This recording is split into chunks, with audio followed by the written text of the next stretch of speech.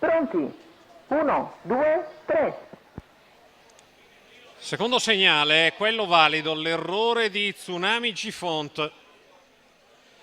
Resole Matto e Top Day Model escono in linea avanti a Tessitore Jet.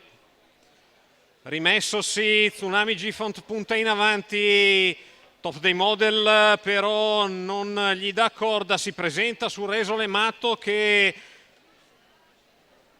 alla fine dà strada a Top Day Model, il quale scende alla corda in vantaggio. Di fuori scoperto c'è Universo Jet, le sue mosse seguite da Uragano del Pino e Zurro ZL, alla retroguardia Zakar Bey e Tile Tual.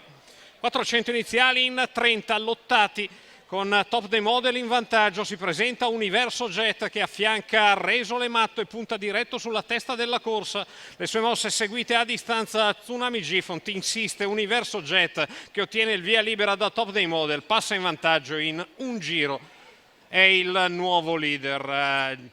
800 iniziali in 59,5, si è camminato decisamente in questa prima parte di gara, tra il primo e l'ultimo non meno di una 25 di metri. In vantaggio c'è Universo Jet che rendeva un nastro, in fuori scoperto Tsunami G-Font che aveva mollato la corda e rimane così di fuori scoperto una volta Universo sfila in avanti, non lesina l'andatura al battistrada. 14,9 la piegata di sinistra, davanti alle tribune mantiene due lunghezze di margine nei confronti della coppia composta Top Day Model e Tsunami G-Font. 14,3 davanti alle tribune, dal fondo del gruppo la mossa in terza corsia di Tail Etoile che deve ancora rifare 25 metri, ha davanti Uragano del Pino che non va da nessuna parte, a 800 metri dalla conclusione scarsi. In vantaggio Universo Jet che ha sempre quel paio di lunghezze di margine, in realtà a largo migliora Uragano del Pino che insieme a Tile Tual rifà tutto il gruppo quando si è sulla dirittura opposta. In vantaggio Universo Jet che è riaccostato da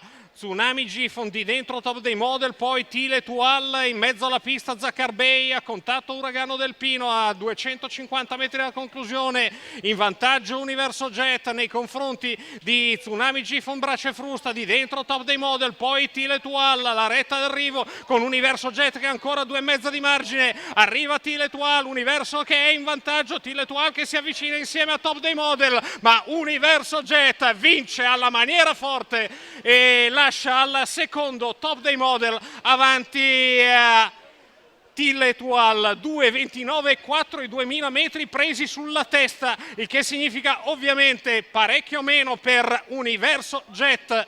Matteo Zaccherini, il train di Andrea Vitagliano e i colori della scuderia Limitless, il numero 10 di Universo Jet, davvero senza limiti oggi, vince con 3/4 meritatissimi di margine sul traguardo, avanti a Top Day Model e Tile Tual, al quarto Zakar Bey, al quinto Uragano del Pino. Questo l'ordine d'arrivo della quarta di Cesena.